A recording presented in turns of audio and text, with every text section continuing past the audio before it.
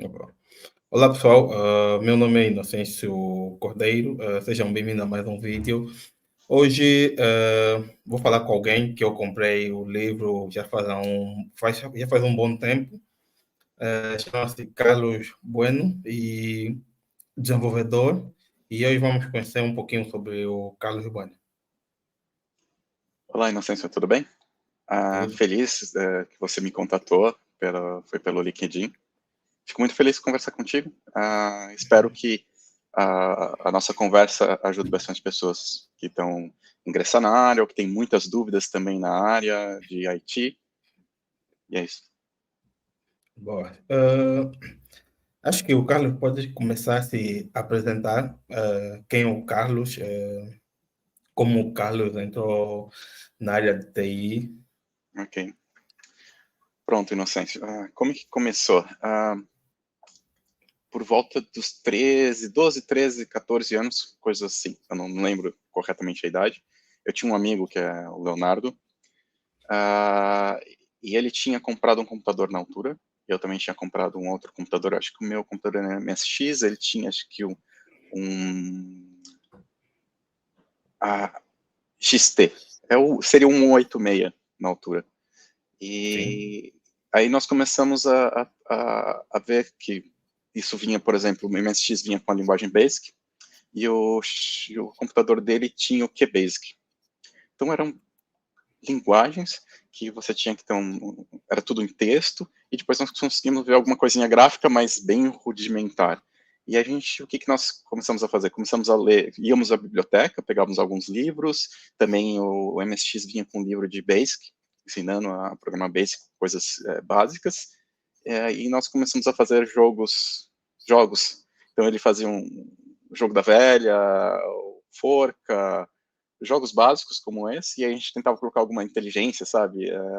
Então você poderia jogar eu contra você, eu faria uma jogada, depois a outra pessoa fazer outra jogada, e aí começamos a gostar e fomos para o curso técnico. No Brasil nós temos no secundário, quando nós estamos no secundário, nós podemos escolher para ir para o curso técnico, fazemos o secundário e o colégio técnico, e eu acabei pegando a certificação de desenvolvedor, esse meu amigo também. Ele continua até hoje na área de desenvolvimento, tem uma empresa dele e tudo mais. Bom, assim foi como eu entrei na área, e era interessante porque,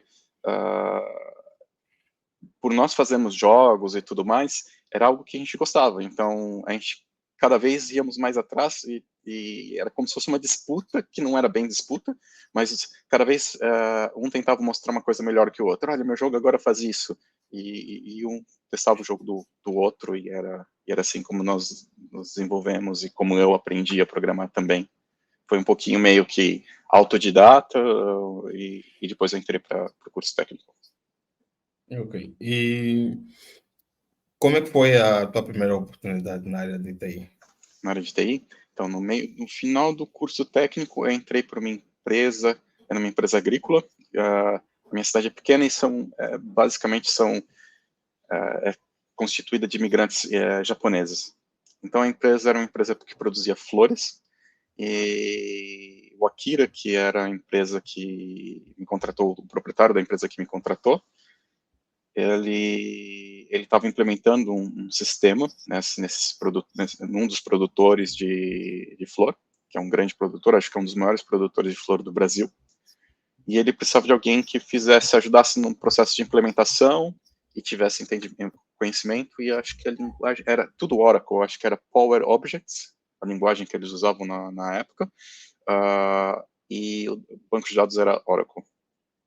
Então eu ia para essa empresa, eu fiquei lá por volta de um ano, e depois eu fui para uma outra empresa em São Paulo.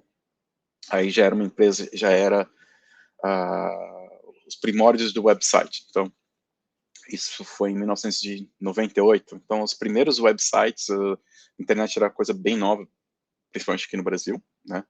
E então algumas empresas, eu trabalhei em sites como a empresa LG, né, que é grande, é conhecida. Então, o site deles no Brasil era a empresa que eu trabalhava que desenvolveu, e outras grandes empresas. Então, basicamente, na internet eram mais grandes empresas que tinham. Então, se você tivesse algum projeto, era basicamente isso. E a tecnologia que eu usei lá na época era ASP, ASP clássico, não é o ASP.NET que nós temos hoje, né, na plataforma da Microsoft, com banco de dados Access, e tudo era meio misturado, HTML era misturado com código, e era tudo com código que era executado no servidor, né? Mas é uma coisa bem primórdia mesmo da internet. Então, foi essas duas experiências. O primeiro estágio foi esse que eu te disse, na empresa de flores, e depois eu fui por uma empresa mesmo que produzia sites, websites, e-commerce, e tudo, mas era muito primórdio. Ok. Muito interessante. E posso dizer que em 98 eu ainda nem estava nascido. Eu nasci em 99. Sim, eu nasci em 99 e naquela época já tinha essa distinção de tecnologias no mercado. Como nós vemos hoje, pessoas que só mexem com o ambiente Node.js, pessoas que mexem com ambiente .NET. Sei que .NET e Java já eram grandes tecnologias no mercado, mas como é que isso era anteriormente? O .NET não existia ainda. Existia o Ainda não? primórdio, que era o ASP clássico. Ok. Tá? O .NET começou em 2003. As primeiras versões 2003. eu comecei junto com as primeiras versões, porque eu migrei eu lembro quando isso começou, eu estava na minha segunda, terceira empresa que eu estava trabalhando com ASP clássico, aí todo mundo, olha, a Microsoft agora está lançando que era algo para concorrer mesmo com Java. O Java tinha muitas frameworks, comunidade Sim. forte, o PHP também era muito forte na altura para construção de sites dinâmicos e tudo mais. Então a Microsoft decidiu fazer a plataforma .NET, porque o ASP tinha um pequeno problema, ele só era executado no IIS, né? Então precisava de um servidor Microsoft e por aí vai. O .NET você consegue rodar em qualquer servidor, desde que ele tenha instalado a framework. Então essa era a grande diferença. Como o Java tem o Virtual Machine, você só precisa ter o Virtual Machine na máquina, o .NET foi a mesma coisa. Mas existia sim, em 98 já existia alguma coisa. Ainda existia um pouco de programação mais voltada para Windows. Então, acho que a grande parte das pessoas era programação voltada a Windows. Programação para loja, então, imagina, pequenas lojas ou mesmo grandes lojas, eles tinham sistemas internos deles que se comunicavam por redes internas. E Sim. eles tinham conexão de uma rede com a outra, que era caríssimo na altura para fazer esses tipos de conexão, mas não saía para a internet, então não se usava o sistema na internet. Então se usava mesmo, não era uma LAN, não era uma local, era como se fosse a internet, mas fechado para eles, né? Então era ponto a ponto. Então basicamente pelo menos no Brasil, em vários lugares do mundo que se instalavam eram dois modems, um em cada empresa, e tinha uma linha que era conectada direta entre as empresas, e o modem se conectavam e as redes acabavam por se enxergar. Mas isso é um pouco Ok. bem rudimentar, antigo, e basicamente a maior parte dos sistemas eram Windows. Era assim, 90%, quando você ia para o mercado, 90% que era Visual Basic, ok? Sim. Então, Visual Basic é o primórdio do .NET, da plataforma .NET. E tínhamos o ASP clássico, que era o VBScript, ou Visual Basic Script, feito para a web. Então, quando você tinha um Visual Studio, na época, e o Visual Studio ou você programava em Visual Basic, ou você programava para a internet o ASP clássico. Ele tinha algumas coisas para te ajudar, mas era bem rudimentar, nada comparado com o que é hoje. Em 2003 já foi uma mudança. Mas comparando com as outras linguagens, existia o PHP também, né? Então o PHP estava no mercado competindo com ASP, e Java eu acho que tinha alguma coisa também para web. O Java Sim. Server E Pages, alguma coisa assim. JSP. É o JSP. E Sim. tinha também o Perl, também era uma Perl, outra sim. opção. Sim, isso era uma outra opção. Acho que era bem antes de todas as linguagens, se eu não me engano. Ok. E eu tenho aqui o teu livro. Um deles, né? Que legal. Guia do Mestre Programador. E em um dos capítulos tu dizes que passaste por Angola. E eu fiquei bastante curioso. E foi um dos pontos que me fez procurar lhe contactar, né? E conhecer mais sobre a tua carreira. E como é que foi a tua passagem por Angola? Questão de trabalho e turismo e tudo mais. Ok. Pronto. Como que eu posso, por onde posso começar? Vou começar pela entrevista, que eu acho que é interessante. Okay. Eu lembro que tinha um amigo meu que era, não vou falar o sobrenome para ninguém identificar, vou falar só o primeiro nome, o Kleber. Sim. Ele tinha passado para Angola e ele estava, eu vou ter que viajar em Angola, o salário é excelente, um salário astronômico, mas eu tô com medo porque é muito longe e eu tenho minha família aqui, eu não sei o que eu vou fazer. E ele acabou por desistir. Eu falei, não, para mim, ir para um país da África, né? Para mim é um sonho. Eu adoraria ir conhecer, ainda mais a trabalho, não vou precisar pagar nada, tudo pago. Uhum. Vou conhecer um país que eu gostaria muito de conhecer, um continente que eu gostaria de conhecer. Angola era um país que eu gostaria de conhecer, e o continente, porque eu também andei um pouco por alguns países na África. Agora, não precisei pagar, era tudo pago, fizeram tudo, então para mim era uma proposta super interessante, que eu mesmo queria participar. Outro ponto é porque, assim, por ser a origem do Brasil também, né, Angola tem muita parte da nossa origem como raiz, nossa cultura, então quando eu olho para o Brasil e olho para Angola, eu vejo muita semelhança, culturalmente falando, como as pessoas fazem coisas e tudo mais. Isso também para mim era interessante explorar isso um pouco de como eram, mesmo nós sendo separados por um oceano, né, estando bem distante, que nós somos culturalmente bem próximos. Aí, pronto, ele passou eu para a entrevista. A entrevista foi difícil, perguntavam coisas bem teóricas, como na altura DDD do Eric Evans, Domain Driven Design, que é uma coisa que eu acho que todo mundo deveria estudar, que é bem interessante, que é você focar mais no domínio, no que você está fazendo, do que mesmo propriamente no código, né? Então, essa é a ideia por cima de tudo, né? Lógico, o DDD trata de muitas outras coisas que não é simplesmente só isso. Mas as perguntas eram muito voltadas para essa parte de conhecimento teórico, tinham perguntas sobre teorias e coisas por exemplo, do Martin Fowler. Então, eu vou falar alguns escritores, esses escritores são interessantes, que são referências, todo mundo deveria ler, independentemente da linguagem que você usa, porque isso não faz parte da linguagem, mas faz parte mesmo do conhecimento teórico que nós deveríamos, como programadores, deveríamos ter se nós formos para o mercado de trabalho e trabalhar com empresas e tudo mais. Então, se pudesse ler Eric Evans, tem vários livros dele que são bem interessantes. Martin Fowler também tem alguns livros. Então, as perguntas, o Uncle Bob, né, que tem o Código limpo e arquitetura limpa. Sim, exatamente.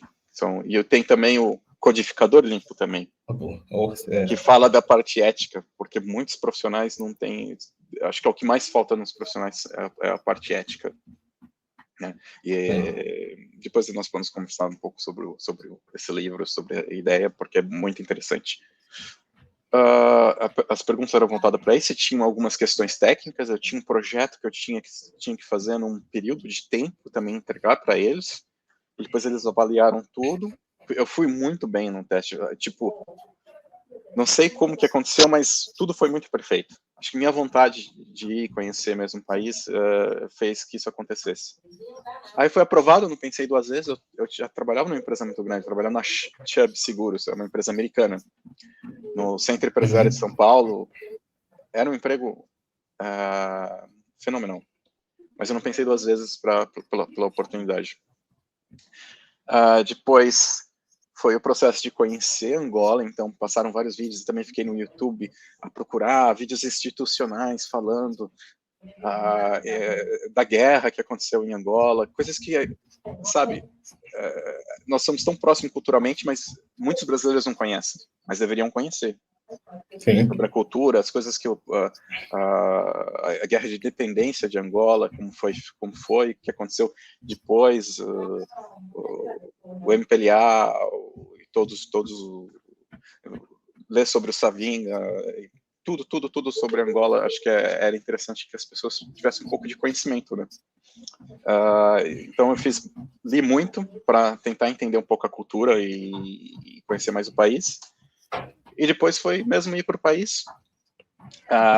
Quando eu cheguei, eu fiquei chocado com as diferenças culturais, a diferença social. Eu via assim, pessoas extremamente ricas, pessoas com nada, sabe? O Brasil é um pouco disso, mas não é no nível que Angola é, porque Angola é um país muito rico. Nós sabemos da riqueza. Brasil e Angola são ricos, né? Tem bastante minerais, né? Mas nota-se muito a diferença entre os níveis sociais, a própria sociedade. O baixo investimento em educação por parte dos governos é algo para manter o muito status notável. quo, né? Sim. Então, educação, saúde, o básico é onde tu notas a maior debilidade do país. E tem muito dinheiro, então contrata muito estrangeiro para resolver o problema, né? Mas eu acredito que isso não se resolve assim. Eu acho que deveria investir muito mais em educação, mas isso não cabe a mim. Sim, é claro. só um comentário só. Pronto, isso me chocou um pouco, mas nem tanto, porque o Brasil também não é muito diferente disso. Talvez na minha região, que é uma região um pouco mais próspera, não, mas eu já fui em regiões do Brasil que, olha, é incrivelmente desproporcional, que você vê pessoas extremamente milionárias, pessoas sem ter o que comer do outro lado da rua. Mas pronto, isso me chocou um pouco, mas trabalhando com... Tem uma coisa que eu gostaria de comentar, não sei se... Eu vi você falou sobre... A gente está tocando sobre ter trabalhado em Angola, você falou sobre o racismo e tudo mais. Acho que em um vídeo, alguma coisa do tipo. E eu vi, acho que era em inglês, você estava falando em inglês, algo do tipo. Acho que deve ser uma aula ou um vídeo a praticar em inglês. Ok. Uma coisa que eu notei muito na minha experiência era que nós éramos os brasileiros, então tinha também um time de angolano, um time de português, desculpa, mas o que eu notei, os portugueses eram os chefes. Alguns portugueses estavam lá a trabalhar. E os brasileiros também trabalhavam junto com os angolanos, mas assim, não tinha uma... Como que eu posso dizer? Tudo era muito separado. Então tínhamos... Os brasileiros iam tomar café e comer qualquer coisa numa área. Os portugueses chamavam os empregados para levar a comida na mesa deles. Então você vê a diferença, e para mim isso reflete o racismo, sabe? Infelizmente é como é. E os próprios trabalhadores angolanos iam para a Copa e ficavam só entre eles. E eu lembro que no primeiro dia eu falei assim, mas nós estamos tomando café, mas cadê os nossos amigos, os outros engenheiros informáticos, o pessoal que trabalha aqui, que são... eles estão na Copa lá onde eles ficam. Eu falei assim, como assim? Eu quero ir lá. Então eu fui lá. Quando eu fui lá, em 5 minutos eu já estava cercado de várias pessoas, né? Várias pessoas de Angola, conversando comigo, perguntando um monte de coisa. E eu peguei uma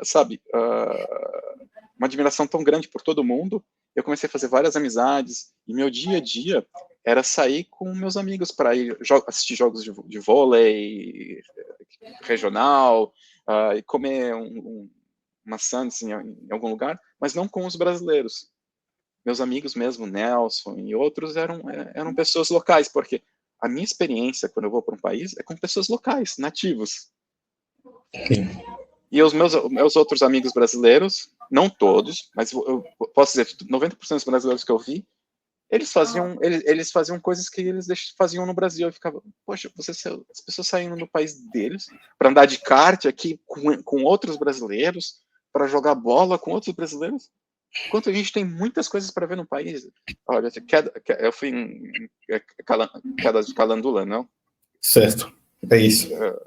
Lobito, Lobito. fui para vários lugares e nunca com brasileiros, porque eu sempre era convidado. Olha, vamos aqui, Certo. Carlos, olha, vamos para, vai ter uma festa, então eu acho que isso que as pessoas, quando você é um estrangeiro, eu acho que é o que você deveria fazer para respeitar, primeiro, para você respeitar o país, né, que é muito importante, respeito, e conhecer o país, né, e conhecer mais sobre o povo e tudo mais. Isso me fez conhecer bastante e gostar muito de Angola. Eu gosto muito, tenho uma admiração muito grande. Tenho grandes amigos, tenho um amigo que ainda mora, ele trabalha aqui na França. Ele trabalhou Ok. comigo, eu trabalhei no INSS de Certo. Angola. Isso foi em que ano? A tua Foi em passagem por cá? 2013. 2013, ok. Já faz Bom. 11 anos atrás. Yeah, muito, Já muito, muita já faz coisa já um bom mudou tempo. também, né? Sim, claramente. E Pronto. mudou muita coisa a nível da sociedade e tecnologia nas próprias empresas. Sim, Sim. sim, sim. Mas E, o que eu posso dizer, assim, só para finalizar, desculpa te cortar, perdão. sim, sem problema.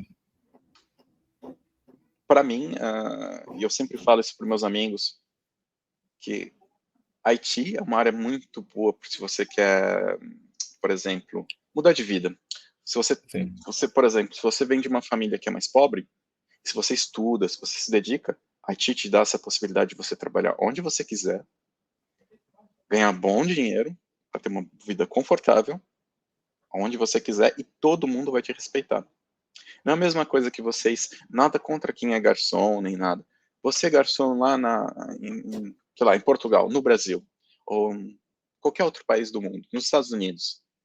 As pessoas não vão te respeitar, porque vão falar, olha, o estrangeiro que veio roubar um trabalho. Mas quando você está num trabalho qualificado, como a IT, que eles precisam muito, a pessoa te olha diferente. sim, Então, claramente. eu acho que assim, se você tem a vontade de migrar, conhecer outros países, o mundo é tão grande, a IT é uma área muito boa para isso. Estuda. Tem o inglês, acho que é uma coisa que você me falou, quando nós estávamos conversando antes, falou, olha, para mim o inglês é uma coisa muito importante, tenho estudado muito, muito, muito, e é verdade, o inglês é super importante. O inglês e IT junto, você vai para onde você quiser. Então, não tem nada vai fechar a porta para ti. Isso é por minha experiência, eu sei como funciona e é o que eu poderia dizer. Boas. E atualmente onde é que o Carlos está? Eu moro agora em Luxemburgo, já moro aqui vai fazer 4 anos que eu estou em Luxemburgo, mas eu trabalhei antes em Portugal. Luxemburgo é um dos países mais ricos do mundo, acho que é o país mais rico do mundo. Nós temos transporte público gratuito, então você entra num trem de altíssima qualidade no comboio, não pagas nada. Eu vou para o meu trabalho todo dia, eu apanho um comboio aqui na porta de casa, tem comboio a cada 15 minutos, o comboio são 2 andares, com uma qualidade assim impressionante, que é difícil de se ver mesmo em países bem ricos. E tu não pagas. Entras no autocarro, pagas nada. O autocarro tem de cada 15 minutos aqui na porta da minha casa, vai para lá. Porque Luxemburgo é um país bem pequeno, né? Tem em torno de 600 mil habitantes. Mas são várias pequenas cidades. Então, o centro mesmo de Luxemburgo é muito caríssimo de se viver. Então, eu vivo um pouco afastado. São 15 quilômetros. E eu vou de comboio todos os dias. Certo. E como é que foi a passagem para Portugal? Portugal? Foi interessante. Gostei muito. Muita aprendizagem lá. Basicamente, todo mundo da área de TI lá que eu conheci mais brasileiros trabalhando em Portugal do que portugueses. Eles, sim. Incrível. Eu trabalhei na Farfetch, acho que foi a primeira empresa que eu trabalhei em Portugal. E lá tinha, eu vou chutar um número só, não é uma coisa precisa, 200 profissionais, 120 eram brasileiros. De programadores mesmo, basicamente não eram, os portugueses não tinham muitos programadores, eram mais pessoas de liderança, sabe? Sim, gestão e tudo mais. Exatamente. Depois, o que eu descobri mais no futuro, hoje que eu estou aqui imigrado, que os portugueses migram, porque o salário em Portugal é muito baixo, Acho. e eles imigram porque eles têm liberdade para ir para qualquer lado da Europa, eles vão para a Inglaterra, eles vêm aqui para Luxemburgo. Em Luxemburgo, 20% da população são portugueses. Imagina, 20% da população do país ser português. Português. Sim. É. E como é que foi o processo seletivo para Luxemburgo? Para Luxemburgo? Bom, eu tive alguns processos. É interessante, no senso. Você tem estudado o inglês e tudo mais. Eu não sei o teu nível de inglês, como você está, mas uma forma bem interessante de você testar o teu inglês é aplicar para alguns processos seletivos. Ok. Mesmo que não seja para onde... eu não quero ir para esse país, não é a vaga que eu quero. Eu aplicava, quando eu senti, falei, meu inglês agora acredito que eu consigo falar. E eu fazia uma entrevista e a entrevista não ia bem. Aí eu falei, não, meu inglês ainda preciso dar uns ajustes. Até que em uma entrevista eu me senti muito bem confortável.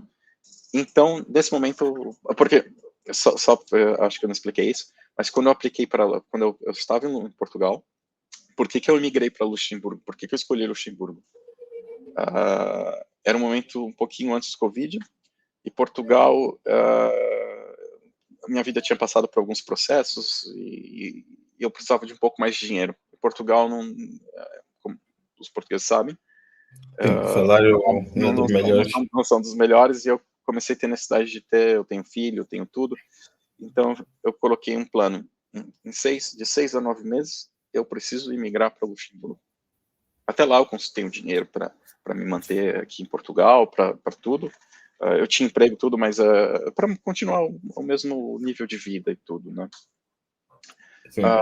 Então comecei a estudar muito inglês, eu estava 3, 4 horas todos os dias em inglês, e comecei com 5 meses, eu comecei a fazer algumas entrevistas.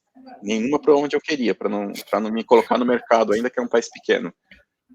Quando eu vi que eu fui aprovado, quando eu vi que ninguém reclamava também mais do meu inglês, eu fui para a entrevista em Luxemburgo. Então, logo na primeira entrevista, eu acabei por passar.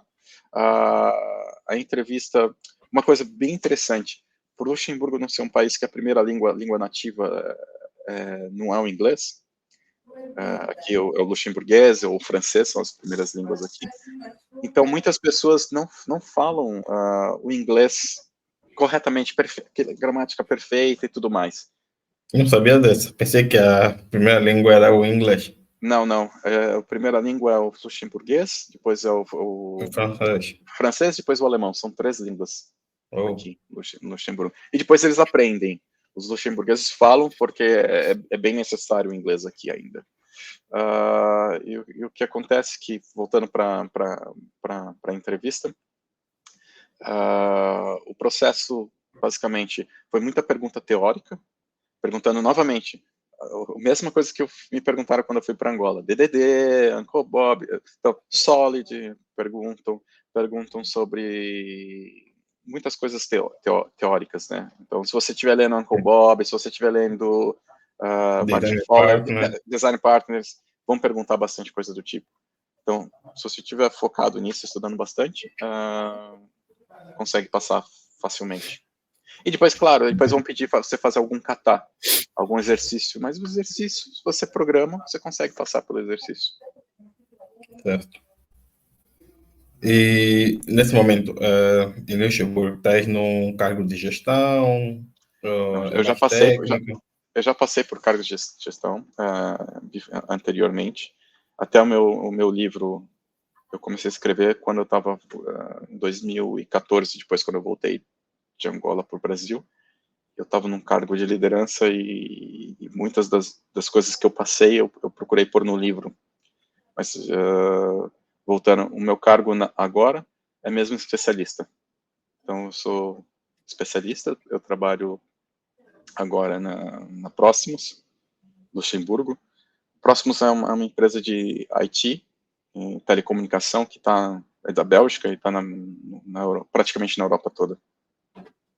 Mas eu faço consultoria, então eu vou a um cliente, vou no outro cliente, e basicamente é plataforma.net, Azure,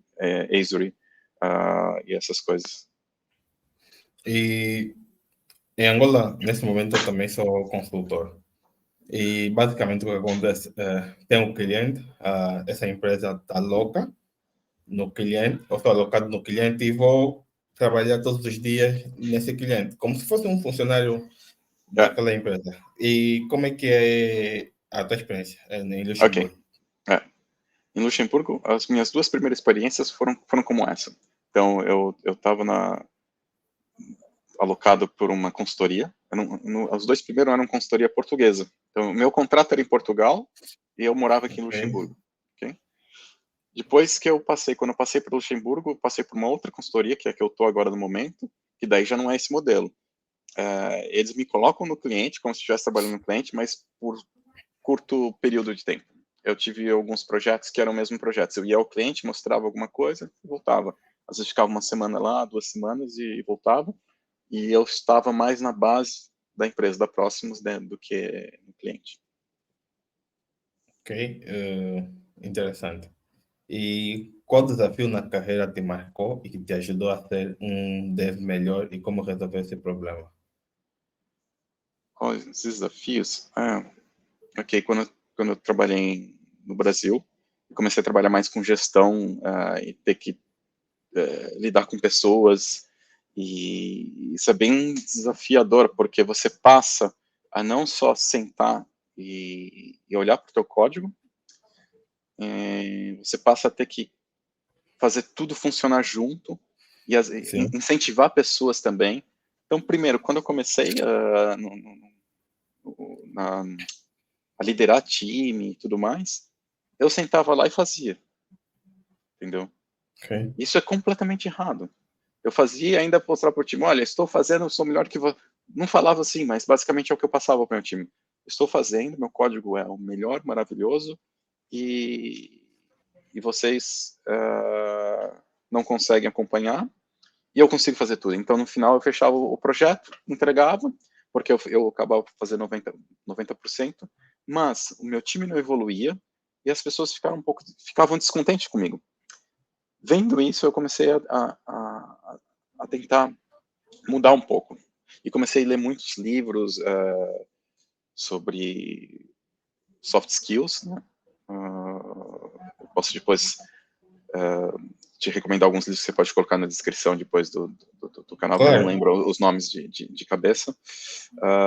Mas são livros mais voltados para como que você trabalhar, como que você incentivar as pessoas a conseguirem se enganjar mais, trabalhar mais.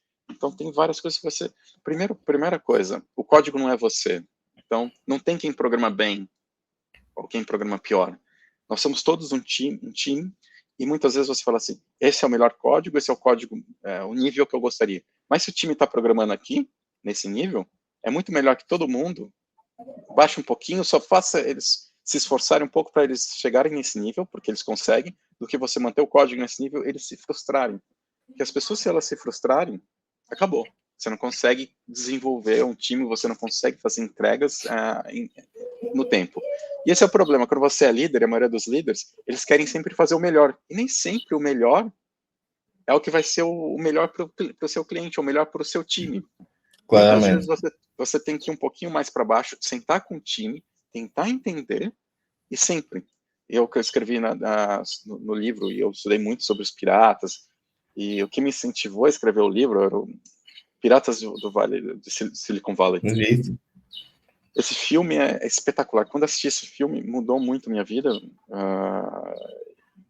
E é um filme muito, muito, muito interessante.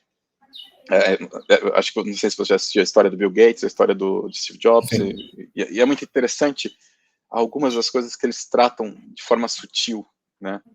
Mas basicamente o que eu quero dizer é que o mais importante quando você está numa liderança é o seu time, são as pessoas. Então, focar na pessoa, focar no desenvolvimento, de todos estarem felizes, todos estarem no mesmo nível, isso é o mais importante. E ser humilde, todo mundo tem que ser humilde. Quando você vai fazer um comentário no código, seu time vai fazer um comentário, sempre tomar muito cuidado. Tem regras, tem guidelines que a gente pode achar pela internet, depois também posso te passar para você colocar, que é bem interessante, tem algumas guidelines interessantes, que é como você ser humilde, como você comentar, como você... porque você tem 3 coisas que podem acontecer no seu código. Uma, aquilo é um erro e precisa ser trocado. Mas você não precisa falar para a pessoa: seu idiota, você errou aqui, seu código é uma porcaria. Não se fala assim. Tem um jeito de se falar, né? De se colocar numa mensagem. Tem o segundo tipo de código, que é aquela coisa que você fala: eu gostaria mesmo que isso deveria ser mudado. E outro, né? Então, é quase uma sugestão que deve ser feita, mas se não for feita, não é o fim do mundo. E uma outra assim: olha, se você tiver tempo, você faça. Ficaria melhor. Mas então você tem 3 níveis.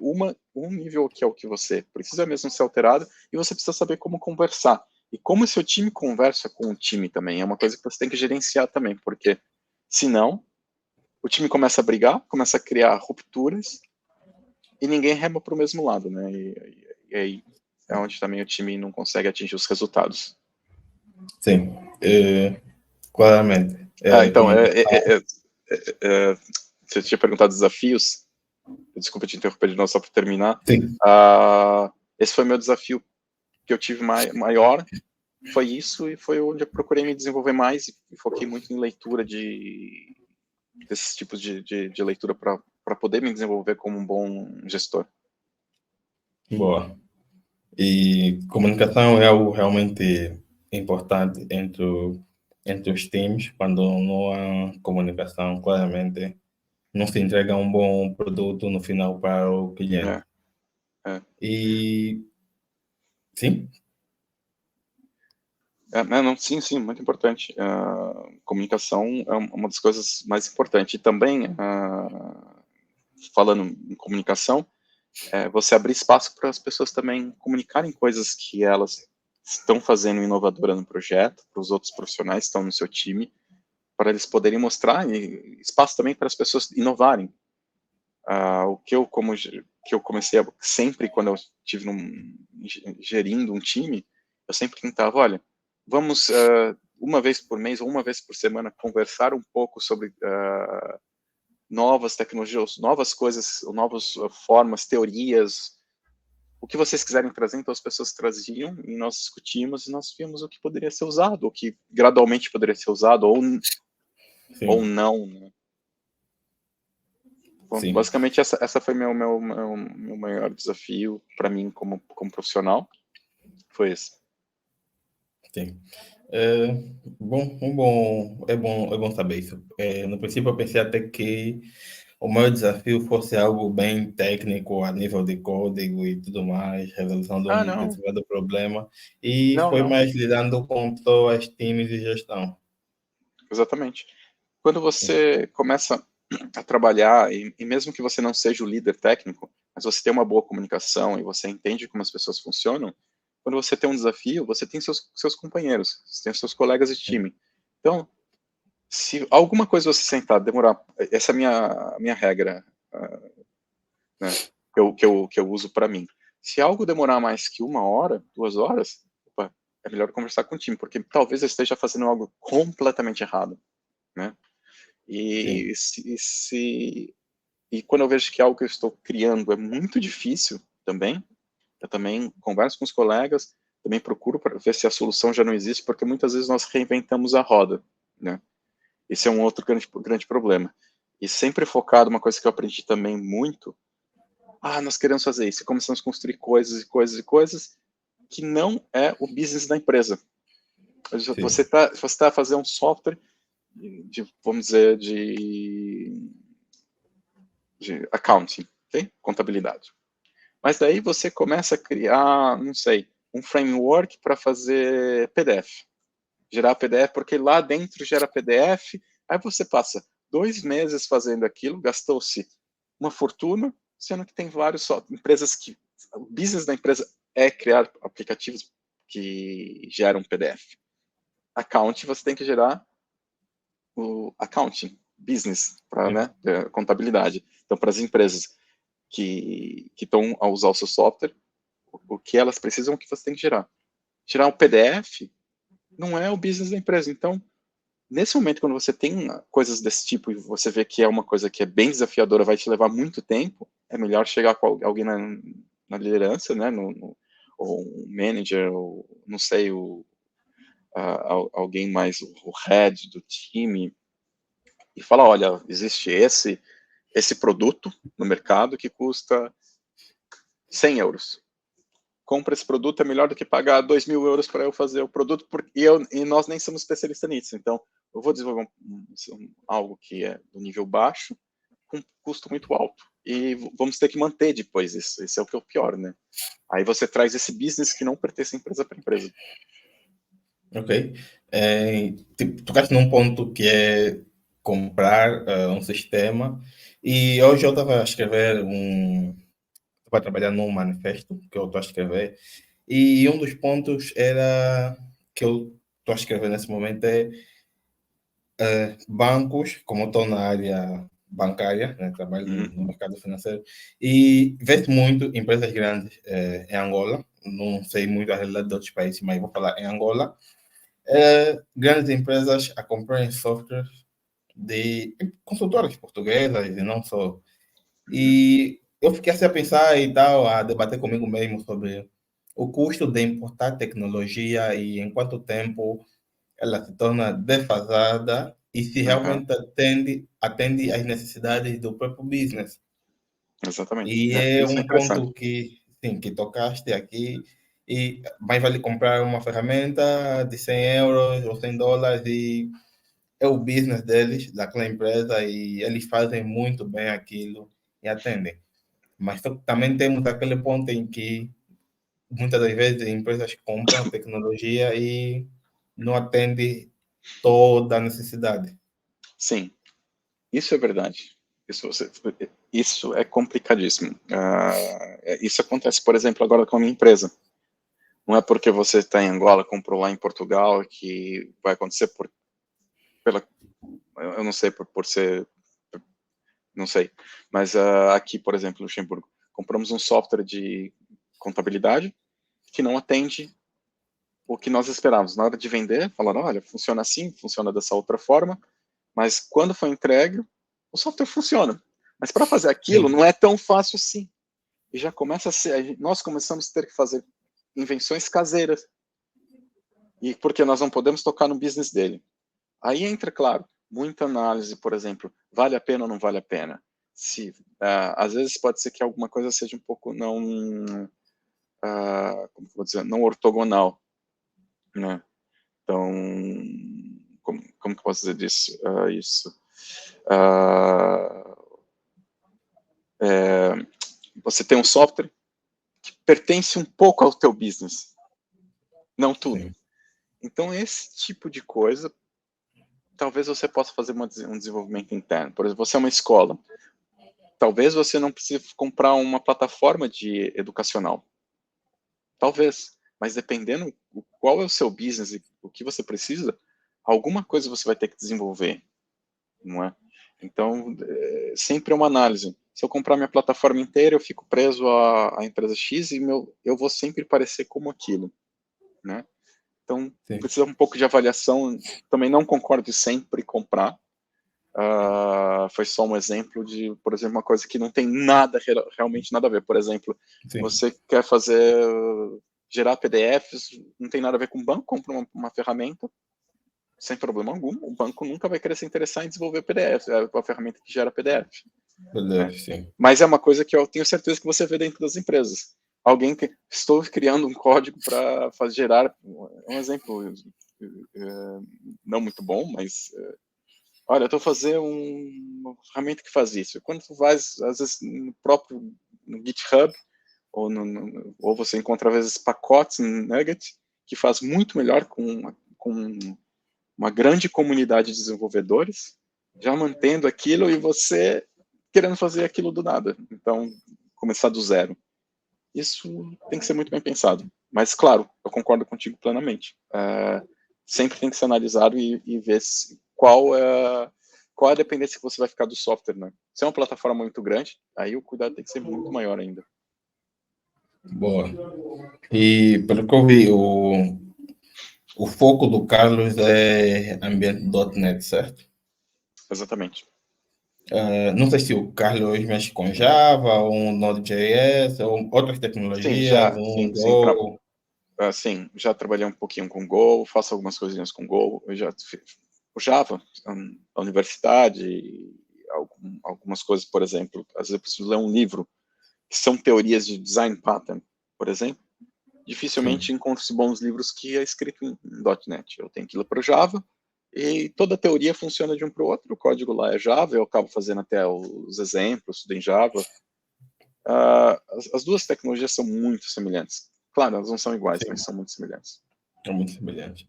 E quais são as tendências de desenvolvimento de software que o Carlos vê em Luxemburgo ou em Portugal, onde já passou? Okay.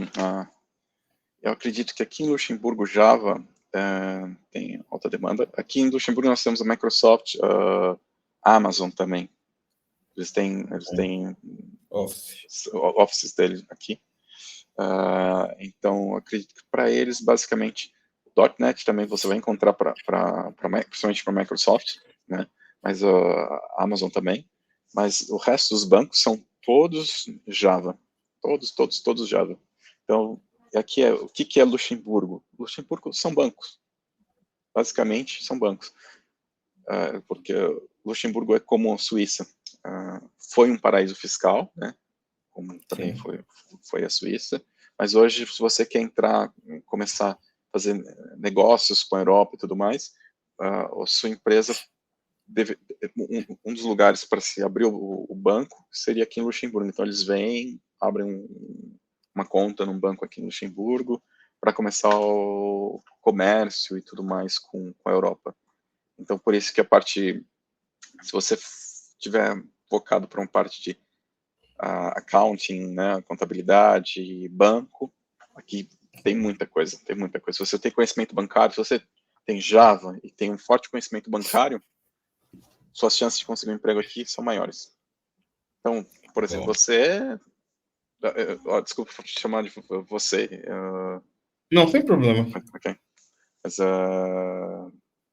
eu sou brasileiro, então a gente chama mais de você. Então... Não, aqui em Angola não temos nenhum problema com isso. Ok. Chamar outra pessoa por você. Ok. Então, eu não sei se você que trabalha com banco tem muito mais possibilidade de conseguir alguma coisa aqui, porque você já tem um conhecimento bancário, a plataforma que você trabalha com Java, se eu não me engano, não é? Sim, também mexe com Java. Ok. Java, Node.js também é bem requisitado aqui. Python. Eu trabalho com Python bastante. As duas ferramentas que eu gosto mais é o Python e as duas linguagens que eu trabalho mais é o Python. Python mais para trabalhar com machine learning, algo do tipo, trabalhar com dados. Então, tem muito mais recursos, muito mais frameworks do que o .NET. Então, basicamente, eu trabalho a informação, os dados, e depois exponho isso com o .NET, dependendo do projeto que é, se é necessário tratamento de dados, ou se é necessário migração, por exemplo. Às vezes nós temos algumas coisas, principalmente banco, chega em arquivo Excel, CSV, então faz a transformação e manda para algum outro lugar, geralmente feito em Python, para extração, limpeza dos dados, e por aí vai. Geralmente eu uso Python. E .NET é a plataforma que eu uso mais. E também eu trabalho um pouco com front-end com React.js. Ok. Também tenho estudado. Estava a estudar, mas tive que parar por um tempinho e tenciono voltar a estudar React. CI/CD, então tudo que é criar pipeline e por aí vai, é algo também essencial que as pessoas pedem bastante aqui. Então, vão querer saber qual é o seu conhecimento por exemplo, se você conhece Docker, Rancher, você que sabe criar pipelines e por aí vai.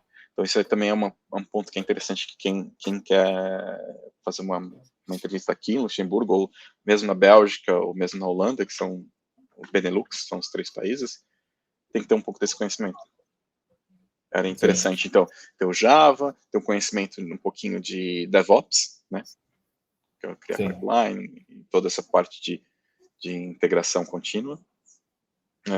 O que mais? Um banco de dados também, então um conhecimento um pouquinho mais avançado de ou Oracle ou SQL, são os bancos que mais se usam aqui.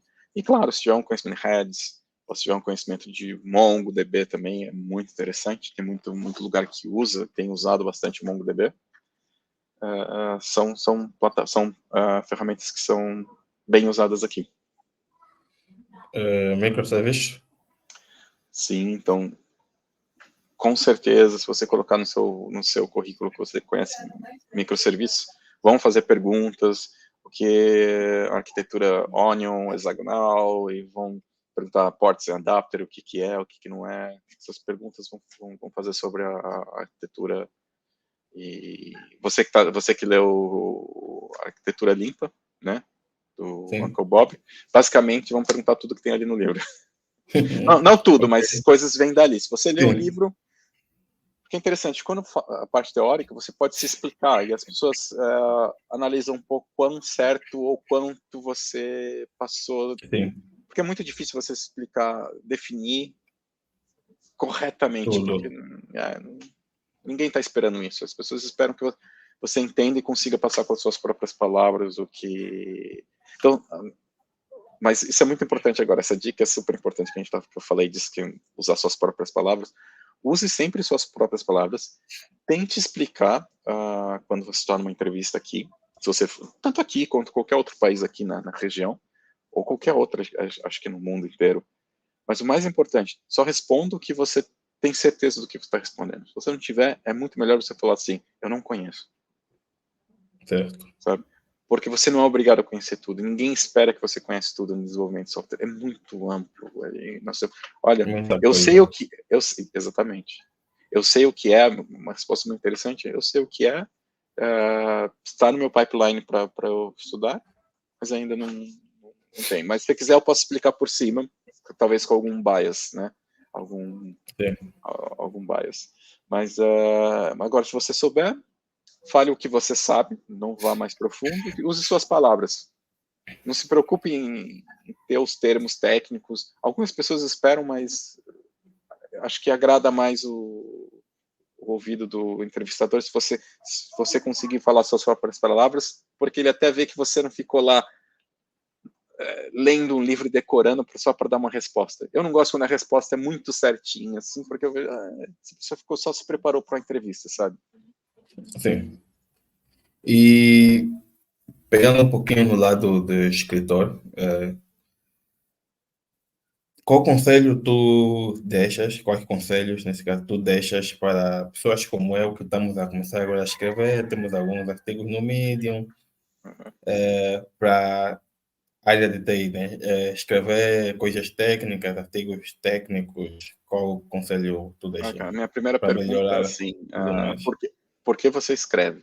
Até pergunto para ti, por que você escreve, Inocêncio? Minha resposta é, eu gosto bastante de tecnologia, então não vejo como é que eu digo? Como um empecilho ou algo assim para passar só o tempo, mas é o que eu gosto mesmo. Gosto de me atualizar sobre tecnologia, gosto de partilhar conteúdo sobre tecnologia, então, muitas das vezes, quando tu estás a escrever sobre tecnologia, tu aprende mais. Nesse momento, tu podes escolher um tema, vou escrever sobre isso. E tu sabes alguma coisa, mas só que ao longo das pesquisas, tu irás aprender muito mais. Então, eu gosto muito dessa parte sobre escrever arquivos técnicos. Exatamente. Bom, para mim também, então, eu enquadro basicamente tudo que você disse. Eu escrevo porque, primeiro, eu gosto de passar o conteúdo. Eu me sinto muito feliz quando eu passo um conhecimento para alguém. Primeiramente porque IT, as pessoas se acham sempre o máximo. Mas muitas vezes você senta com o time e você fala 10 coisas e as pessoas não sabem nada do que você está falando. E o que eu sinto é falta de bom conteúdo, sabe? Okay. De bom conteúdo. As pessoas ficam muito no Stack Overflow, lendo comentários e copy-paste de lá e copiando no código delas, mas ninguém vai para um livro, ninguém para um vídeo mais interessante, mais aprofundado, e começam a falar coisas, às vezes, que não tem nada a ver. Por exemplo, eu gosto muito de programação funcional, eu escrevi um livro de programação funcional, tem uma framework de programação que chama funcional .NET. Então, tem lá no GitHub, tem no Nugget. Você pode usar muitas coisas do programação funcional lá. Tem tudo, tem documentação, tem tudo lá. E eu fiz por quê? Eu gosto muito da programação funcional e vejo a programação funcional agora, que nós temos sistemas distribuídos para escalar os sistemas, muito mais fácil, porque não tem programação, basicamente quase tudo é imutável, né? E na orientação a objeto, você trabalha muito com estado. Sim. E você muda o estado. Então, às vezes, você passa um método para o outro, aquele outro método lá, não sei aonde, vai mudar o estado disso, e é super, como que eu vou dizer, desonesto esse método, porque a assinatura do método não está falando que aquilo vai ser alterado, porque você vai retornar uma variável e passou outras variáveis. Mas lá dentro muda alguma coisa, porque é tudo por referência. Sim. Então, quando você está trabalhando, você vai escalar uma aplicação dessa, você vai ter vários problemas com thread. Porque você vai ter 2, 3 aplicações trabalhando no mesmo tempo, né? E você vai ter servidores diferentes trabalhando, e talvez você vai fazer alguma coisa, e aquilo foi alterado o estado num outro servidor. Quando isso altera, você vai ter problema, porque isso não é thread safe, né? Então, a programação funcional tem várias coisas para você trabalhar com concorrência, com várias coisas que são bem interessantes. Imutabilidade, basicamente, quase tudo na programação funcional tem que ser imutável. Side effect free, né? Então você não tem basicamente side effects. Você tem, né? Depende. Você também não precisa ter os métodos 100% funcional. Mas o que eu quero dizer é que eu gosto muito desse conceito. E estudei muito para isso. Aí eu vejo as pessoas falar, olha, você fez o método assim, isso aqui não é porque deveria ser feito dessa forma. E a pessoa escreve e quebra aquele conceito que você colocou, e ele fala que aquilo estava errado. E depois, no final, aquilo que ele criou um bug, que eu sei, que já é conhecido, e por isso que eu tinha feito daquela forma. E ele fala que o que eu fiz era errado, mas quando a gente vai para as literaturas, e quem conhece mesmo sabe que aquilo é um padrão para resolver o erro que a outra pessoa tirou o teu código para colocar o erro, sabe? Então, aí quando você conversa com a pessoa não tem conhecimento nenhum e começa a conversar contigo e fala, tão difícil, porque ele não sabe o que ele está falando. Então, por isso que é interessante, quando você escreve um livro, você está passando conhecimento para outras pessoas, porque às vezes a pessoa não tem o conhecimento, porque ninguém divulgou aquele conhecimento, ninguém partilhou aquilo. Então, quando eu vi, principalmente programação funcional, que é algo que agora que eu gosto muito, em .NET isso não é tão usado, mas a Microsoft tem cada vez mais colocado coisas dentro de programação funcional, cada vez indo mais para esse lado. Então, eu escrever mais sobre isso, eu enriqueço só a comunidade, e eu vou ter programadores que vão entender mais do que estão falando, e por aí vai. E para mim isso é muito importante. E também dá a possibilidade de outros desenvolvedores ter um conhecimento que ele precisa, né? Sim, claramente. E eu tenho que estudar mais sobre programação funcional e programação reativa. Então, ouço muito a falar e ainda não Mas tive no Java, aquele... olha, o Java tem muita coisa já. O framework que eu criei, basicamente, o que eu fiz foi olhar muito para o Java. O Java já tem, basicamente, muitas coisas da programação funcional já no próprio framework. Okay. Basicamente, o que eu fiz foi quase copiar o Java. Sim, né? sim. E também mexe com programação reativa? Sim, sim. Porque o conceito de programação reativa basicamente é funcional. É funcional. É. Ok, então Quando tenho que... você começar a olhar a programação funcional, você vai falar, olha, tudo que eu faço aqui em programação reativa, todos os conceitos vêm da programação, muitos conceitos vêm da programação funcional. Está funcional, ok. É. Então é algo que eu já tenho que meter na lista que tenho que estudar. Tenho que matar Assim, fundo. interessante. Também posso depois compartilhar alguma coisa contigo, de Claro, conceitos e tudo todo mais. conhecimento aqui é sempre bem-vindo. Sim, sim.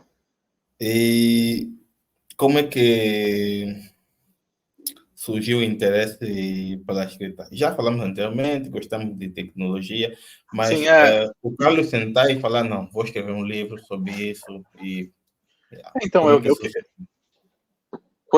quando eu comecei a trabalhar mesmo na área de gestão e trabalhar com time, eu vi que a maioria dos programadores foca muito na hard skill, as habilidades que você precisa desenvolver, que é o seu dia a dia, código. Então, sabem teoria, sabem tudo, mas não sabem como trabalhar como equipe. Isso é muito importante. E eu vi que o profissional que sabe trabalhar com equipe, ele consegue crescer mais rápido. Porque os gestores, os diretores da empresa, eles estão olhando nisso, para isso. E eu queria que outros profissionais conseguissem crescer mais rápido. E eu queria compartilhar esse conhecimento, sabe? Eu queria que, olha, se você conseguir tirar mais da sua equipe, não só de ti, é muito mais importante, né? E outra também, coisas do tipo, como trabalhar em equipe, como respeitar o outro, né, o próximo, as pessoas que estão trabalhando contigo, e claro, como que a pessoa evoluir como profissional, onde buscar coisas, porque, por exemplo, de novo, nós começamos a ler pela internet. É muito legal ler um artigo ou outro artigo, mas quando você vê que aquilo é muito interessante, que é realmente essencial, para de ler os artigos e vai para origem, né? Vai para fonte primária. Então, se você está lendo, por exemplo, documentação, o livro de quem criou essa teoria, ou quem criou essa ideia e tudo mais, você vê, por exemplo, o Inocêncio escreve sobre a arquitetura Onion, e alguém vai lá e lê sobre isso. Super interessante. Olha, eu quero saber mais sobre a arquitetura. Então vai para o Uncle Bob. Começa a ler. Depois que você lê alguns artigos, porque senão você está passando a opinião e a visão de alguém que leu e passou para ti. Isso é interessante Sim. no primeiro momento, porque é mais um conteúdo mais mastigado, mais fácil de se compreender, mas depois você tem que ir lá para a literatura original e ler. Claro, leia sempre os artigos que é mastigado, que é mais simples, e depois o que você achar que é realmente interessante, vai a fundo. Não fica, porque às vezes ele está cheio de bias, está cheio de misconception, né? Eu não sei se esqueci em português, misconception, conceitos errados, né? Então, por isso que você tem que ir para a fonte original, né? Então, sempre vai para os livros, como eu disse, Martin Fowler, se você quer falar, por exemplo, Event Sourcing, ou CQRS, tem o Greg Young, que é das pessoas que popularizou a ideia, então, vê os vídeos dele, que é muito interessante, vê os livros dele também. Então, sempre procurar quem está por trás de tudo. Esse é um ponto interessante. Mas você perguntou sobre o que me incentivou a Sim, acho que é o primeiro livro. escrever. Então, basicamente é isso. É querer compartilhar, porque eu vi que a comunidade necessitava de muito mais conhecimento. E, claro, eu não escrevi tudo, escrevi um pequeno livro, que eu acho que, assim, tem um conhecimento, pouca coisa, mas que ajuda muitas pessoas a terem um norte aonde começarem a estudar e para onde eles terem que seguir, e o que fazer e como fazer também. Acho que essa era a minha ideia. Se alguém pudesse voltar, me encontrar quando eu tinha 18 anos e dar o livro que eu escrevi para mim, eu teria evoluído muito mais rápido. Isso que eu quero para as outras pessoas. Eu quero que eles consigam fazer as coisas mais rápidas e ter mais certeza do que eles estão fazendo também. Ok. E entre ser desenvolvedor, pai de família e escritor, tem algo aí que é o tempo. Como gerenciar isso tudo? Eu, nesse momento, não sou pai de família, mas trabalhando Com com 3 filhos. tecnologia, 3 filhos, já, ok? Então, trabalhando com tecnologia, ter que escrever, estudar novas coisas, novas tecnologias, então, Primeiro, eu tempo é não... algo muito precioso, então como é que tu ficas a gerir? Porque escrever livro leva tempo. Sim, vamos lá. Eu leio muito, então, esse ano que passou eu li mais de 20 livros, todos em inglês. Ok? Nos últimos 3 ou 4 anos eu li cerca de 40 ou 50 livros. E eu foco muito em produtividade, foco. Primeira coisa, isso. Tira todas as mensagens. Eu não tenho alerta, porque isso remove o teu foco. Todas as pesquisas mostram que os trabalhadores médios têm 3 minutos de foco. E educar o teu chefe também, né? Uhum. Porque o que acontece com o nosso ambiente de trabalho?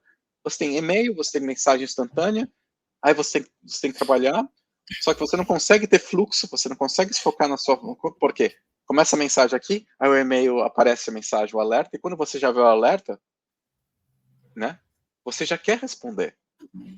Então eu Uhum. ponho tudo off. Se a pessoa quer realmente falar comigo, é extremamente importante, ela me liga, ok? Então pega o Sim, telemóvel e me liga. Se for uma ligação, eu sei que é extremamente urgente. Ninguém manda uma mensagem para você, mesmo que seja em instant message, né, que é mensagem instantânea, esperando que você responda imediatamente. Ele espera, mas não é importante. Então, o que eu estudei, o que eu vi muito assim, que é muito interessante. Nós devemos fazer as coisas em bundle, sabe? A gente devia agrupar as coisas e fazer tudo junto. Então, não quer dizer que eu sim. não use o e-mail, mas o e-mail é uma mensagem assíncrona. Então, vem, vai para minha caixa, fica lá e eu leio. Então, eu leio minha mensagem de manhã, um pouco antes de sair do almoço ou café, no meio da tarde e no final da tarde. Então, 3, 4 vezes eu leio o e-mail. E desativei todas as mensagens. Qualquer coisa que estimule teu cérebro, perde teu foco, você não consegue focar, você fica uma pessoa com... Sim, você acaba por desenvolver TDAH, né? Esse distúrbio Sim. de... Então, eu também... Atenção? Distúrbio de atenção, isso, Hum. exatamente. Minhas redes sociais, Facebook. Eu tenho Facebook, mas eu não tenho a aplicação instalada. Eu entro no Facebook uma vez a cada 2 meses, porque o Facebook não é minha vida. Ok. Não existia Facebook. Quando eu era jovem, não existia nem telefone celular. Mas pronto. Eu era muito viciado e eu ficava lá no Facebook. Scroll, scroll, scroll, scroll down, né? E aquele scroll infinito, eu Sim. ficava lá o dia todo. E eu vi que eu não tinha tempo para nada. Cortei isso também. Tá? É difícil no começo, porque nós temos que entender, por exemplo, isso, o Facebook ou qualquer rede social é entretenimento. Não é parte importante da tua vida. Você fica assistindo Netflix o dia todo? Não. Por que a gente fica no Facebook? E as pessoas cobram. Ah, eu mandei uma mensagem lá no Facebook. Olha, você não curtiu minha foto. Ali é entretenimento. Você pode, eu não sou contra você, mas quanto tempo você dedica para entretenimento na sua vida? Ah, 1 hora por semana, porque se você não fizer isso, você vai passar seu dia trabalhando e competindo com entretenimento. Você vai estar com a sua esposa e competir com entretenimento, com teu filho, e você não vai fazer nada. Você, aí as pessoas vivem mais no futuro e não vivem no presente. Esse é o grande problema porque sempre estão olhando, né, as coisas Sim. e querem ser alguma coisa, sempre estão esperando algo do futuro. Mas as coisas estão acontecendo no presente e ninguém vive muito. Então, isso foi a primeira coisa que eu cortei na minha vida. Redes sociais e tudo mais, eu uso o necessário para comunicar com a minha família, com meus amigos, mas no tempo que eu dedico para isso. Então, olha, eu tenho 1 hora por semana e eu faço isso. E criar hábito. Por exemplo, todos os hábitos têm o trigger, o hábito e a recompensa, né? Então, qual é o momento que eu estudo? Eu não tenho muito, você falou a verdade, eu não tenho muito tempo para estudar. Então, se eu for de carro, muito mais conforto de carro para o trabalho, não é? Sim. 45 minutos daqui da minha casa de carro. Eu tenho meu carro, a empresa paga gasolina para mim, gasóleo. Mas, se eu for de trem, são 45 minutos. No trem eu não dirijo e eu posso ler. Então, eu ponho algumas leituras no trem, no transporte público, ou eu uso esse tempo, eu acabo por usar esse tempo no transporte público, especificamente só para ler. Então, eu já entro no transporte público automático, já abro o livro e começo a ler. Ou abro... Por isso meu telemóvel não tem muitas coisas, meu telemóvel tem só o que eu preciso para estudar. Eu não está... Porque se você está lá, é difícil competir com o teu e-mail mandando mensagem, alerta, olha isso, o Facebook, ó, vamos ser sinceros, é muito melhor você bater um papo no Facebook do que você estudar, não é mais prazeroso? Sim. Então, então se você deixar o seu celular e tudo competindo, então o tempo que você tem para aquilo, pelo menos se você não quer desligar, agora eu vou estudar, então desliga tudo. Se você não se desligar e sentar para estudar, você não vai estudar. Aí vai passar 1 hora, você fala, eu estudei 5 minutos. 2 horas, sempre tá no scroll. Tá lá no scroll. Então, basicamente é isso. É difícil, mas a minha dica é seja honesto com todo mundo. Por exemplo, sua esposa te manda mensagem na hora do seu trabalho. Ou tua mãe, seja quem for, fala, olha, mãe, olha minha esposa, agora é meu horário de trabalho. Pode mandar mensagem, mas eu só vou responder no meu horário do meu café, do meu lanche. Se for importante, liga-me. Pronto. Resolvido o problema. Você não vai ter problema com sua esposa, com filho, com nada do tipo. Segundo, quando você está na sua casa, não trabalhe. Não faça nada, não abra para o trabalho. Porque é a hora da tua família. A tua família não vai para o trabalho e teu trabalho não vai para a tua família. Sim. Entende? Está em casa e investe na família. Investe na família, investe aí você vai ter tempo para você investir mais no seu estudo. Eu gosto de estudar no meu caminho e gosto também de estudar na semana. Então, eu e minha esposa, nós gostamos de estudar na semana. Então, na semana, nós tomamos conta do nosso filho e nós estudamos. Então, ela fala, hoje é meu dia de estudar 2 horas, que ela também adora estudar, eu vou estudar, você fica com o bebê. E eu fico com o bebê, ela estuda. Amanhã nós fazemos o inverso. Fim de semana é sagrado, não estuda nada. Só se mesmo nós não tivermos nada para fazer, claro que não é uma regra estrita, mas é o momento que a gente vai estar 100%, né? Olha, vamos sair para nos divertir, vamos brincar com as crianças, e essa é a ideia. Se você tiver tudo delimitado, você consegue fazer tudo e você tem tempo para tudo. Okay. Eu, por exemplo, eu acordo mais cedo e eu faço 30 minutos de corrida, eu saio para correr fora na rua, ou corro na esteira, todos os dias. E porque eu acordo antes e saio para fazer. Eu tenho aquele horário sempre delimitado e 30 minutos não vai... Eu tenho sempre 30 minutos, pelo menos nos dias de semana, para fazer, né? Para usar para isso. E delimitar o tempo e ser honesto com todo mundo, né? Porque a coisa mais desonesta que existe, por exemplo, você está com seu filho, aí você fica assim, olá, oh, muito legal. E tá assim, você não tá com seu filho, você tá com seu telemóvel. Sim. Isso é desonesto, sabe? Para mim. E eu tô te falando porque eu fazia muito disso e foi algo que para mim mudou muito a minha vida. Tem um livro que chama Stolen Focus. Esse livro fala muito sobre isso, é um livro muito interessante. Acho que tem em português. Ok. E como é que é o processo criativo de um livro técnico? Processo criativo de livro técnico. Sim, okay. Tens um processo, primeiro crio isso, segundo isso, tens um passo a passo? Sim. O que eu faço primeiro, eu parte de um bias, porque é algo que você acredita, é uma crença. Então, eu acredito que programação funcional é muito bom, funciona. Claro que eu tenho todo o meu background, porque eu acredito nisso. Mas depois que você acredita e tudo mais, primeira coisa, se aprofundar no conhecer um pouco. Quando você tem um conhecimento, você tem que criar um guideline. Você tem que criar, por exemplo, o índice do que você vai escrever. Qual vai ser o conteúdo. Então, o que eu fazia era conversar com amigos. Olha, se você fosse ler um livro sobre isso, o que você gostaria de conhecer? Isso. Anota. Eu vou anotando, e um dia, com todos esses inputs de amigos e de pessoas pela internet e por aí vai, eu faço um brainstorm comigo mesmo. Eu sento lá e começo a só escrever, deixo fluir, né? Me concentro, deixo fluir, a ordem que eu deveria escrever e o que eu deveria escrever.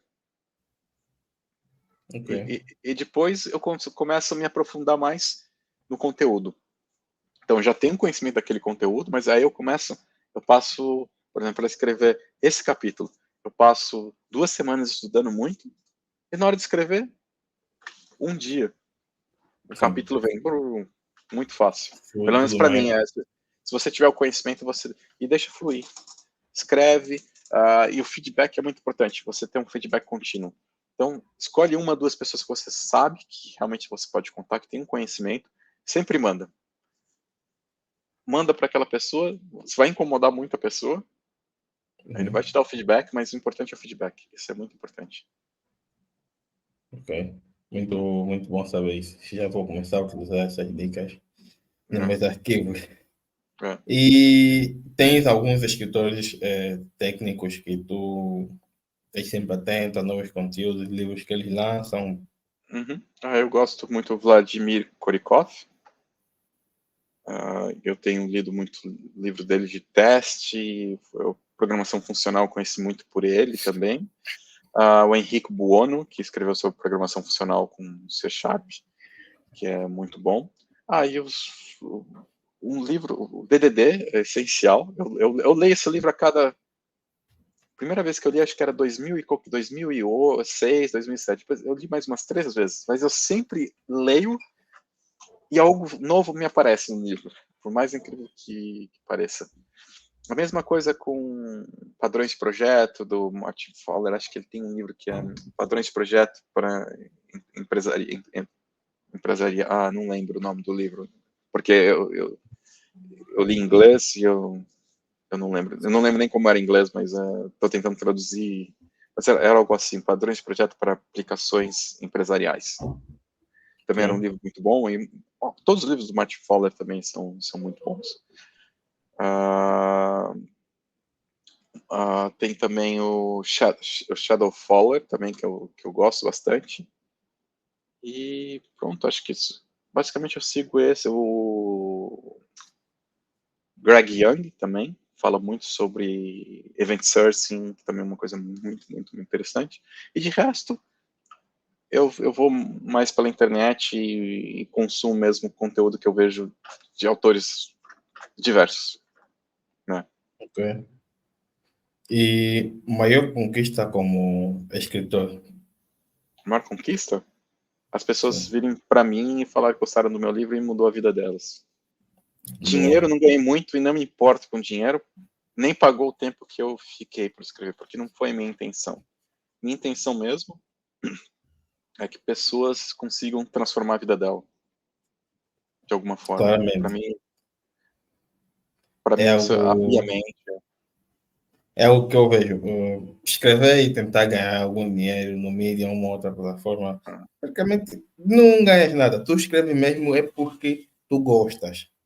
Então, estás a partilhar conteúdo. Eu, particularmente, eu escrevo porque gosto. Senão, se for para esperar algum ganho financeiro, provavelmente vamos nos decepcionar ao longo da É. caminhada. E para o seu desenvolvimento pessoal também, Inocêncio.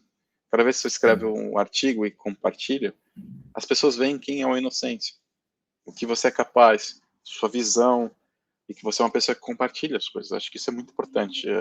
Ter uma pessoa como ti, que gosta de escrever no time, entende? sim. Uma coisa é você E entender, outra coisa é você escrever o que você entendeu. entendeu? Claramente, sim, sim. E o que motiva a continuar a escrever livros técnicos? O que motiva é pessoas como ti.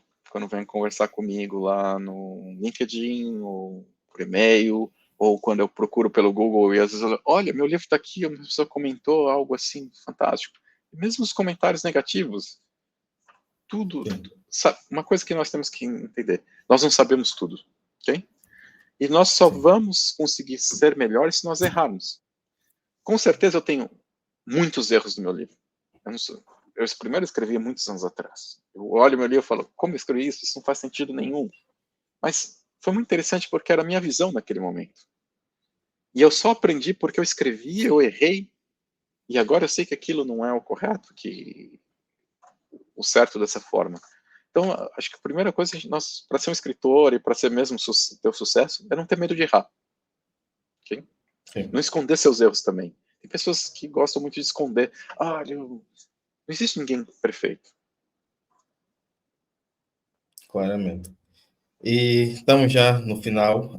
Agradeço a presença do Carlos. Conversamos muito antes de chegarmos aqui no ponto da entrevista. Foi bom conhecer mais sobre o Carlos e adorei o livro. Já li e estou a ler novamente o livro, porque eu acho que tem sempre alguns conceitos que acabam por passar. Quando tu lês o livro novamente, sentes que aprendeste algo novo. Sim. E no final da live eu faço sempre duas questões. A primeira eu peço para o convidado vender o seu peixe, o seu produto. Ok. Pronto. Vender meu produto, meu peixe? Ok. Acho que quem viu o vídeo e tudo mais, toda a nossa a entrevista do Inocêncio e acompanhou o vídeo todo, viu o que se trata o livro. O livro se trata de autodesenvolvimento como um profissional de IT. E para mim não importa se você é um profissional que entrou agora no mercado ou se você já está muito tempo no mercado, eu acredito que o que eu passo lá são dicas bem pequenininhas, mas que ajudam muito a evoluir. E não só evoluir financeiramente, que eu acho que o mais importante não é só você evoluir financeiramente, mas como profissional. Sim, Você conseguir conquistar os seus objetivos. E isso é a coisa mais importante que eu passo. Então, se você quer conquistar seus objetivos, se você quer crescer como profissional de IT, ou qualquer outro profissional, acho que o meu livro se aplica com. Eu tenho muita coisa de IT que as pessoas podem cortar fora lá, mas se aplica, acho que em todas as áreas. Quem quiser ler o livro e remover a parte de IT, acho que em qualquer profissão se aplica bem. Claro que eu vou sim. muito para a parte de IT, falo algumas coisas, mas muito por cima, coisas que eu escrevia 15 anos atrás, então 15 não, são 11 anos atrás. Né? Sim. E a última questão é, qual conselho que o Carlos deixa para o jovem que está do outro lado a te ouvir e quer chegar no mesmo patamar que o Carlos chegou, ou acima, ou num outro Ok, patamar em que ele sente que realmente evoluiu e sente-se ok. feliz? Conselho é, primeiro, nunca desista do seu sonho. Isso é o mais importante, ok? E se você tiver algum ponto que é fraco, que você tem que não é tão forte, nunca deixe ninguém falar que você não é bom naquilo.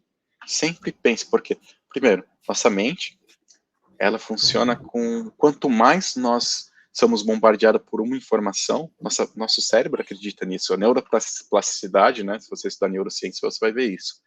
A neuroplasticidade cerebral te molda como você quer. Isso não é você se enganar você mesmo. É simplesmente você falar, olha, eu quero ser um bom programador, eu sou um bom programador e vou estudar. E sempre coloque isso na sua cabeça. E se alguém falar que você não é bom em alguma coisa, não escuta. Fala sempre de manhã. Eu vou estudar porque eu vou conseguir. Senta, estuda, que você vai conseguir. Todo mundo é capaz. Todo mundo é capaz.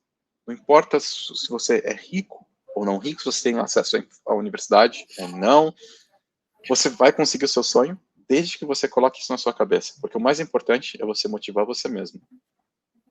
E isso é Sim, você sempre falar e nunca deixe ninguém falar que você não é bom naquilo, ok? Nunca deixe.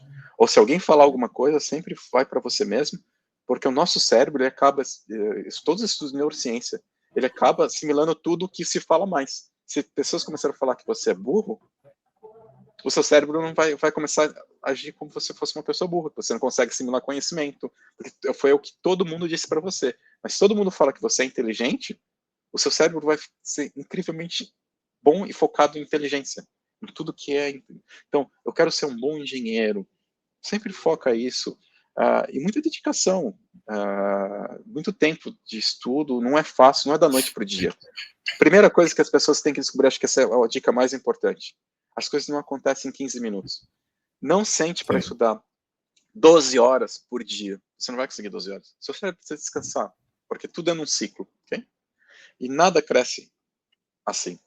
As coisas crescem assim, para baixo, para cima, então sim. evolui um pouquinho, desce um pouquinho, evolui um pouquinho e vai indo para cima, ok? Então, se no outro dia você fala, olha, mas parece que hoje eu sei um pouco... É normal isso acontecer comigo, acontece comigo todos os dias, e é como nossa vida funciona, como tudo em nosso organismo funciona, como nosso cérebro funciona. Então, sempre foco, e o mais importante é consistência. Eu posso estudar 15 minutos por dia, estudo. E outra coisa, não estude 10 mil coisas. Porque se você fizer 10 mil coisas, você tem 10 horas, você vai fazer 30 minutos, então você está colocando muito esforço para um monte de coisa, ok? Se você falar, eu quero isso e isso, duas coisas, você vai ter muito mais tempo, muito mais foco, então estude passo a passo e menos coisas. Isso é muito importante. Não tente abraçar o mundo. Põe seus 2 projetos e faça. Ok? Essas são, acho que a mensagem e os conselhos que eu poderia dar para quem está começando. Ainda mais que são bombardeados com você tem que ser perfeito, muita informação. Então você começa aqui, você clica, você já olhou 10 mil coisas. Para com isso. Uma coisa de cada vez. E tudo devagar. Você vai chegar lá. Consistência. 15 minutos todos os dias, 1 hora todo dia. Não precisa ser 10, porque imagina, você estuda 10. Hoje você tem 10 horas, amanhã você tem 10. Mas depois de amanhã, 10 horas é difícil. Agora, se você estuda 30 minutos todos os dias, se algo te acontecer amanhã, você encontra outros 30 minutos no dia, você consegue estudar. E você consegue ser consistente naquilo. Faça algo consistente, não faça algo muito, que você não pode manter a consistência. Sim, E é claramente. isso. O importante é termos crença em nós mesmos, né? Algo que nossos pais, nossos familiares não vão conseguir fazer por nós. Então, nós precisamos nos acreditar que nós também podemos e iremos conseguir alcançar os nossos objetivos. E vai alcançar. Quem realmente foca e vai alcançar. Pode ser difícil, para uns mais fácil, para outros mais difícil, mas alcança. Sim. Então, muito obrigado pelo tempo disponibilizado, Carlos. De nada. Espero conversar contigo mais vezes e foi 1 hora e 26 minutos de muito aprendizado. Muito Para obrigado. mim também foi fantástico falar contigo. Não sei se você é uma pessoa fantástica e eu vejo que meu livro ajudou-te muito. Não que eu não te conhecia antes de ler o livro, mas eu vejo que você, tudo que eu escrevi lá, você é muito focado em ser assim, sabe? E eu vejo que, eu tenho certeza que você vai conquistar todos os seus sonhos e coisas profissionais que você quer realizar, que você só focar e você consegue. Com certeza. Ok? Tchau. Tchau, tchau. Até a próxima.